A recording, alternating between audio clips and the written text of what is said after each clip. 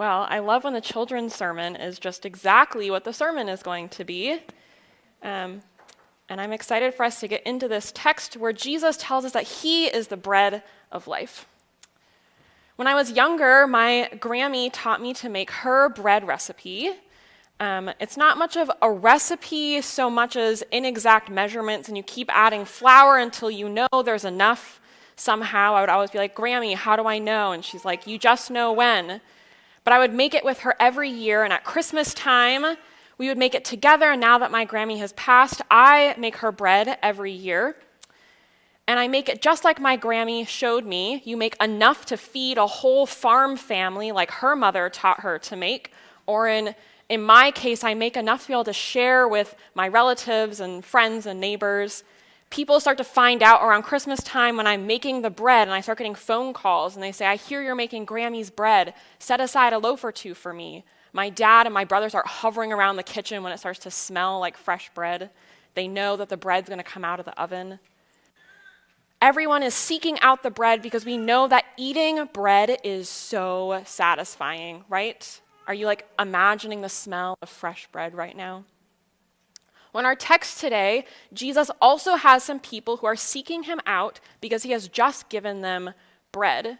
As Ellie just reminded us, right before this passage from today is the famous story of Jesus feeding the 5,000. This large crowd is following Jesus, and the disciples start to worry, how are we going to feed all these people? The only food that seems to be around are 5 barley loaves and 2 fish. And with it, Jesus feeds everyone gathered, more than 5,000 when we include the women and the children who are gathered too. And there are 12 baskets of leftover bread. There's even more than what the people need. There's an abundance, a miracle right before the people's eyes, a miracle that satisfies them. John tells us that the next day, the day after Jesus miraculously feeds all these people, they find him again. They want more bread. And Jesus uses this moment of the crowd desiring to be fed to teach them about what it means to be truly satisfied. Jesus is the one who truly satisfies us. And Jesus describes the bread that truly satisfies in 3 ways: bread that endures, bread that's from heaven, and the bread of life. And we're going to look at each of these 3 together. So first, the people are seeking Jesus because they want physical bread, and Jesus says to seek the bread that is eternal bread. Jesus says they're looking for him because he gave them bread and they had had their fill. He had provided them a meal that was really satisfying. So far in John, Jesus has only performed a few other signs, like changing water into wine and healing a Roman official's son. And in these instances, the people respond to seeing this sign by believing in Jesus. But this time, after Jesus performs this sign of miraculously feeding all these people, the people are still only seeking him because they want physical bread. Jesus points out to these crowds that they've worked. They were seeking him out to find Jesus because he fed them, but they should be working for or seeking the food of eternal life. They're seeking the wrong thing, and so they missed the sign. Jesus says, do not work for food that spoils, but for food that endures to eternal life, which the Son of Man will give you. But still thinking about physical food, the crowd asks what work they must do to do the work of seeking eternal food. They misunderstand Jesus, who just told them that he gives them the food of eternal life. Just as Jesus provided them with physical bread, so he gives us the food of eternal life. When they collected the bread and they had all these leftovers of 12 baskets, after feeding thousands and thousands of people, we see a sign pointing toward the abundant ways that God meets our needs and satisfies us. But this is not why the crowds are seeking Jesus. They're hoping he will give them more bread to satisfy their physical hunger. How often, though, are we like these crowds? We seek out things we believe will satisfy us. If we have the right job, if we have a nicer house, if we marry the perfect person, if we go on our dream vacation, if we're the star player on our sports team, we think if I can just, then I'll be satisfied. Or we hear this call from Jesus to seek the things of eternal life, to seek eternal things, and how often it is that we just switch our mindset of what things to be seeking, but it's still with this earthly desire for satisfaction. We just switch our things to doing the right Christian things instead. If I just get involved in the right small group, then I'll be satisfied. If I just get my whole family to church on time, then I'll be satisfied. If I just have my quiet time and read my devotional in the morning, then I'll be satisfied. If I just send my kids to a Christian school or go to a Christian college, then I'll be satisfied. To be clear, there's nothing wrong with seeking out these things, but like these crowds, we often seek these things as if that is what will ultimately satisfy us. If I can just, then I'll be satisfied. We check these boxes of doing all these things, but is it Jesus, the bread of life, that we are desiring?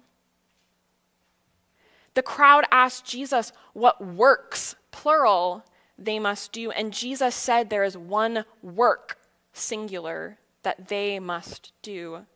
Jesus says the work of God is this, to believe in the one he has sent.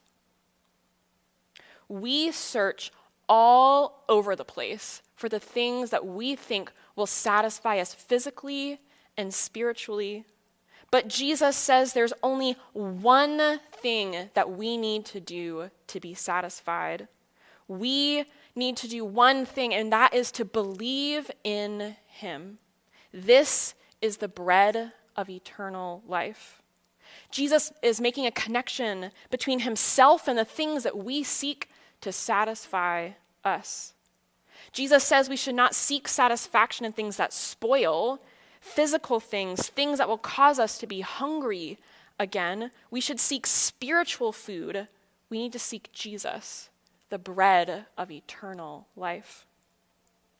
St. Augustine writes in his commentary of this passage, he says, "Why do you make ready your teeth and stomach? Believe and you have eaten." Believe in Jesus and you have had the food of eternal life. Believe in Jesus and you will be satisfied with the bread of life. Second, the crowd is seeking Jesus because they want physical bread, and Jesus says to seek heavenly bread. After all this, the crowd is still thinking about physical bread, and they remember this story about the time that God gave their ancestors bread when they were in the wilderness. They said, "What sign then will you give us that we may see it and believe in you? What will you do?" Our ancestors ate manna in the wilderness. As it is written, he gave them bread from heaven to eat. When the Israelites had wandered in the wilderness, God had given them bread from heaven. Is this what Jesus is talking about? Will Jesus give them bread like this again so they will believe in him, so they will be satisfied? They ask Jesus for a sign that they can see, a sign like the bread their ancestors in the wilderness had experienced. Could Jesus do that for them? Then they'll believe in him. They switch from, if I can just, I'll be satisfied, to if God can just, then I'll believe. If God can just rain down bread from heaven again, then I'll believe. If God just fixes this situation, then I'll believe. If God just shows up in this way that I'm expecting, then I'll believe.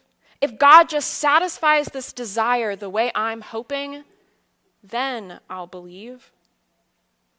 The irony here is rich because Jesus had just miraculously fed them, but they missed seeing the sign.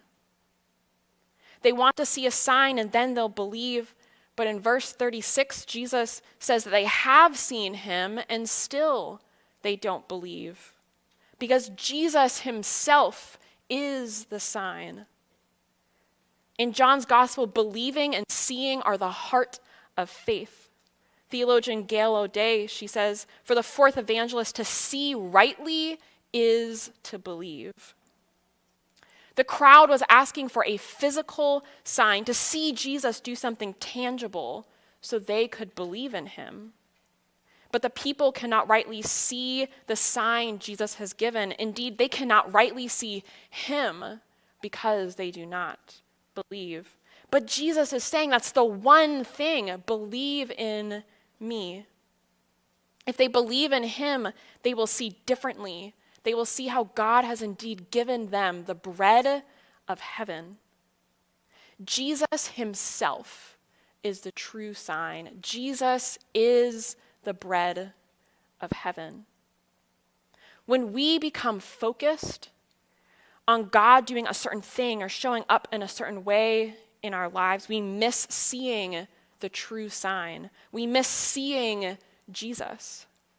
We miss seeing Jesus himself, who knows exactly what it is that we need, who knows exactly what it is that will satisfy us.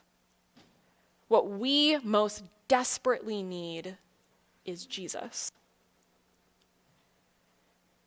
Jesus says, for the bread of God is the bread that comes down from heaven and gives life to the world. If we believe in Jesus, we will be satisfied by the bread of heaven. Third, they are seeking Jesus because they want physical bread, and Jesus says to seek the bread of life. The crowd hears what Jesus is saying, and they say, "Sir, always give us this bread." Like Nicodemus and the woman at the well just earlier in John's gospel, these crowds hear what Jesus is offering them, and they can still only understand this as a physical reality. Nicodemus misunderstood what it meant to be born again. The woman at the well misunderstood what it meant to drink living water. And these crowds misunderstand what it means to eat true bread from heaven.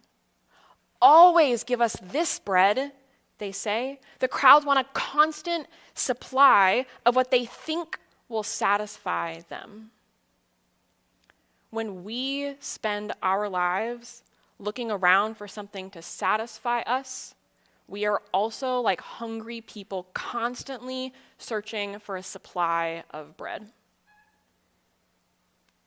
I love Thanksgiving food. I don't know if anyone else loves Thanksgiving. I love being at home with my family on Thanksgiving when we have all those delicious things to eat. Not just the turkey, but the mashed potatoes and the stuffing, the green bean casserole, the cranberry sauce, the dinner rolls, everything I can fit on my plate. We all sit around and we eat together, and we're all so satisfied.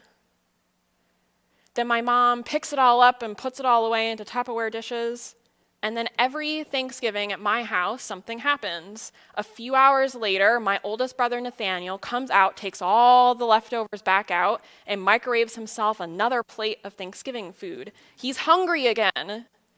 He eats down his second portion, and he always sits back and says, "Oh man, I feel like all I do is eat on Thanksgiving." Our whole lives are like that though, right?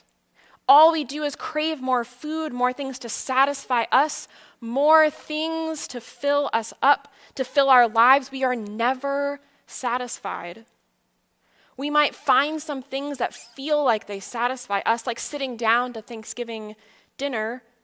We might have our dream job or get accepted to our dream college. We might have a great marriage or go on the best European vacation.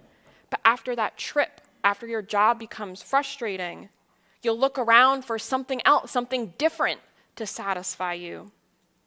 And you'll think to yourself, "Oh man, I feel like all I do is eat on Thanksgiving." We are always hungry and we are never satisfied. And when we are tired of this feeling of dissatisfaction, we look around for things to distract us from this feeling of not being satisfied. We are like crowds who are constantly searching for a supply of bread. But then Jesus says something so unexpected. Jesus says, I am the bread of life. Whoever comes to me will never go hungry. Whoever believes in me will never be thirsty. Jesus says that he is the bread of life. Jesus says that those who come to him will never be hungry and never be thirsty. In Greek, there's a double negative here. In English class, you probably learned that a double negative undoes what's being said.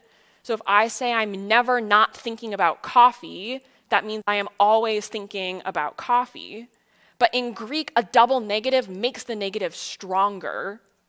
Jesus is saying that those who come to him will never, ever be hungry and will never, ever be thirsty anytime, ever. Jesus says if you come to him, you will not need to look anywhere else for something to satisfy you, because Jesus will satisfy you forever. Jesus completely satisfies our needs. The imagery of Jesus being the bread of life, it draws on the Old Testament stories. If we think again like these crowds to the Israelites wandering in the desert, God provided them bread from heaven and water from a rock. It also draws on the Old Testament wisdom language in which God's revelation is Israel's food and drink. Jesus is the fullness of God's revelation. But this imagery also reminds us of the communion table of the Eucharist, the bread of life, the cup of salvation. Lauren Winner, she describes how this Eucharistic imagery reminds us of what truly satisfies us. She writes, "Some days I wish our Eucharistic meal in church were a bit more like a real meal, thick slices of focaccia and glasses of Cabernet. In the Holy Eucharist, we take a miniature sip of wine and a small bite of wafer, and we call this God's abundance. I believe by regularly proclaiming that God's abundance can be found in something small, we are gradually retooling our understanding of what is truly necessary for life. And as people who live where we have everything accessible and available to us, where we can meet all of our physical needs, how important is it that we regularly remind ourselves what is truly necessary for life in a small sip of wine and a small bite of wafer? When Jesus says that he is the bread of life, he's telling us that nothing else will satisfy us.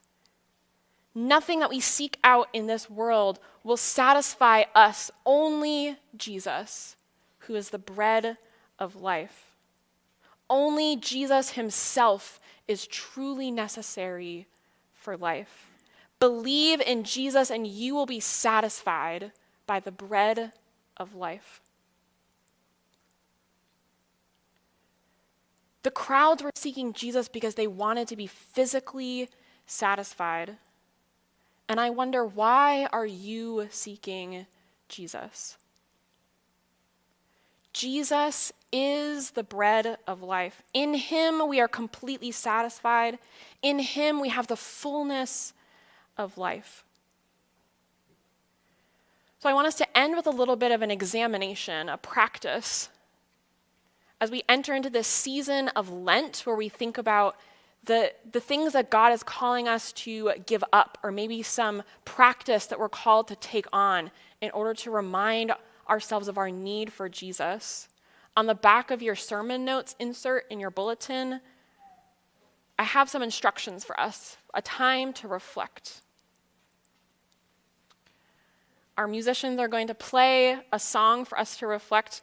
And while you're sitting there, I want you to write down, what are some things that you seek to feel satisfied. Maybe it's a relationship, a job, owning a certain thing, going to a certain place. What are the things that you think will satisfy you? This is only for you to look at so you can be honest. Then I want you to write down the things that you seek to distract yourself from feeling dissatisfied.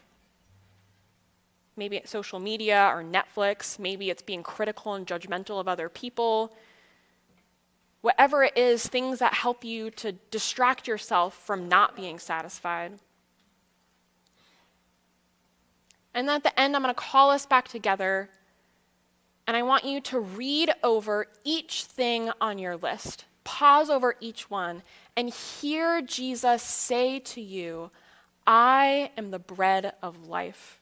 Whoever comes to me will never go hungry.